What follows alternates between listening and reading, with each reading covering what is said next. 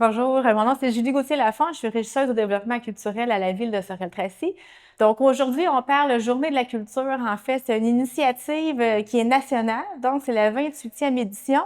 Mais plus précisément, à Sorel-Tracy, on parle en fait depuis 2009 qu'on organise des activités. Donc la ville soutient les organismes aussi de la région pour offrir des activités gratuites. Donc c'est vraiment un moment qui est important pour les artistes, pour les organismes, parce qu'on va vraiment à la rencontre de la population.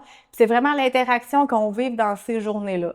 Donc, on parle un petit peu plus de la programmation. Comme je l'ai dit, plusieurs organismes y participent. La Maison des gouverneurs aussi va proposer des activités avec l'exposition qu'on peut voir en cours de Mike Pellan. Le vendredi soir, il y a Diane Marie-Resco qui nous présente en fait son nouveau projet. C'est un spectacle lecture. En fait, c'est les femmes de l'ombre. Samedi, on a Philippe Côté avec Gilles Bill Marcotte qui nous propose l'activité Toute vérité est bonne à rire. Puis samedi aussi, là, durant la journée, on a une activité qui s'adresse pour les adolescents. Donc, créer pour mieux s'exprimer, une activité qui est très intéressante où la notion du partenariat aussi, en fait, avec des organismes là, comme la Traversée et la Maison des Jeunes, on travaille en partenariat ensemble. Donc, on a des artistes. Frédéric Joyal va être là avec Martin Cournoyer au niveau de l'art du graffiti. On va avoir aussi des ateliers, en fait, de slam avec le MC June. Puis, on a Kevin Morgan qui va justement mettre de l'ambiance avec sa musique durant cette activité-là. Donc, plusieurs lieux, justement, vont être animés durant cette fin de semaine-là. Donc, plusieurs activités se déroulent dans différents lieux. Maison de la musique, on est vraiment au niveau de la culture autochtone. 2 spectacles vont être présentés. Donc, c'est Alexandre Etier qui reçoit des artistes. On a au Centre des arts contemporains, il y a plusieurs activités qui sont offertes durant la fin de semaine. On a une collaboration en fait avec 2 artistes en soirée le vendredi soir.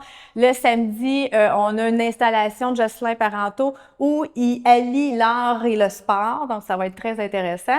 En soirée, on parle beaucoup de la thématique argentine avec Pascal Guertin et son conjoint, donc les gens sont invités vraiment à vivre la culture de l'Argentine.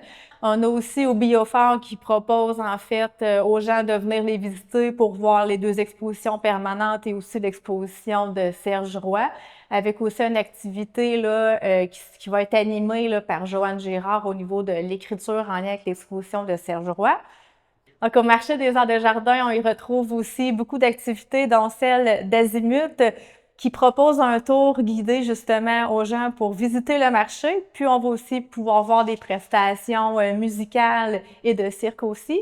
On retrouve aussi le Club Photo qui propose une exposition à la population, donc dans la salle ArcelorMittal. Donc, les membres sont présents sur place justement pour montrer leur travail et répondre aussi à vos questions. Et évidemment, la théâtre de la doublure qui vont être très actifs durant cette fin de semaine-là. On va pouvoir voir les dessous justement du théâtre. Donc, c'est un rendez-vous à ne pas manquer. Donc, on invite justement l'ensemble des citoyens à venir rencontrer les artistes, les organismes. C'est un beau moment justement là, pour avoir des échanges en fait là, avec justement avec les artistes, tout ça. Donc, la programmation en ligne, elle est disponible. Donc, vous allez avoir toutes les informations essentielles justement pour participer à ces 3 activités, ces 3 journées d'activités gratuites là. Donc, merci.